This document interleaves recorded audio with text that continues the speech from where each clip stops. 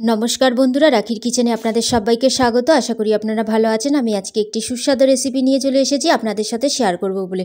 যদি রেসিপিটা ভালো লাগে লাইক করবেন, কমেন্ট করবেন আর সাবস্ক্রাইব করার অনুরোধ রইল। পাশে থাকা বেল আইকনটাকে টিপে দেবেন। যখনই আমি নিত্য নতুন ভিডিও ছাড়বো নোটিফিকেশন সবার আগে আপনাদের কাছে পৌঁছিয়ে যাবে। আর এবং আমার চ্যানেলটাকে সবার সাথে শেয়ার করবেন এবং পুরো ভিডিওটা দেখার জন্য অনুরোধ রইল।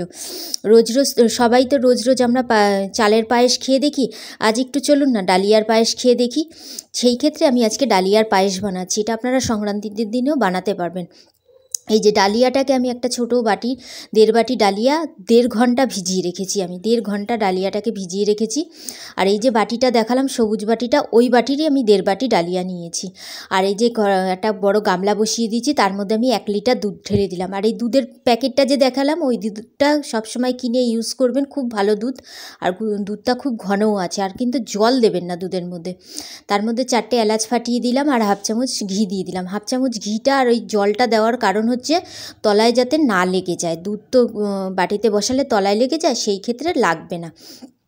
খুব ভালো করে ফুটিয়ে নেওয়ার পরে তারপরে যে ডালিয়াটাকে ভিজিয়ে রেখেছিলাম, ডালিয়াটাকে জল ছেঁকে খুব সুন্দর করে এর মধ্যে দিয়ে দিলাম। দিয়ে দেওয়ার পরে নাড়িয়ে দেবো। এটাকে কিন্তু কন্টিনিউ নাড়াতে লাগবে, যাবতীয় দলা না পাকিয়ে যায়।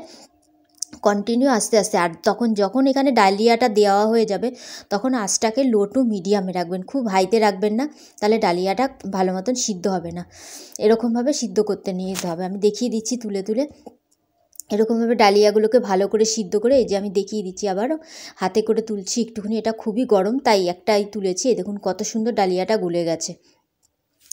সুন্দর করে এটাকে দিয়ে দেওয়ার পরে আমি এখানে পাটালি গুড় দিয়ে দিলাম। ছোট ছোট যে পাটালি গুড় থাকে সেইখানের 1.5 খানা পাটালি গুড় দিয়ে দিয়েছি। মিষ্টিটা নিজেদের স্বাদ অনুযায়ী দেবেন, কেন আমার ঘরে একটু কম মিষ্টি খায় দেখে তাই আমি কম মিষ্টি দিয়েছি। আপনাদের মিষ্টি যদি বেশি লাগে তাহলে আপনারা বেশি মিষ্টি দেবেন। আর এরকমভাবে গুড়টাকে গুলিয়ে নিলাম। গুলিয়ে নেওয়ার পরে উঠিয়ে দেখিয়ে দিচ্ছি। দেখিয়ে দেওয়ার পরে হয়ে গেছে। এটা গ্যাসটাকে লোতে রেখে একদম 1 চিমটি, যাতে হাতে যেরকম 1 চিমটি আমরা নুন তুলি সেরকম নুনের মতন 1 চিমটি জায়ফল, এরকম গোটা জায়ফল একটা গুঁড়ো করে দিয়ে দিতে হবে। আর 1 চিমটি কেশর দিয়ে দিতে হবে এর মধ্যে। আর আমি 2 মুঠ কাজু আর কিশমিশ দিয়ে দিলাম।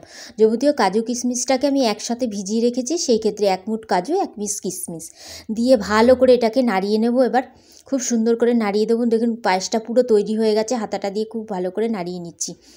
আবার তুলেও দেখিয়ে দিলাম যেটা হয়ে গেছে। এটাকে এবার গ্যাসটাকে বন্ধ করে দিচ্ছি।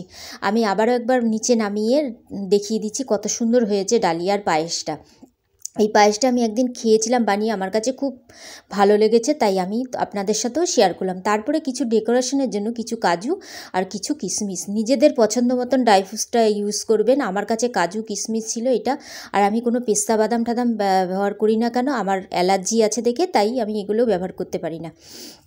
তাই আজকের মতন ভিডিওটা এখানেই শেষ করলাম। আবার একটি নতুন ভিডিও নিয়ে চলে আসব।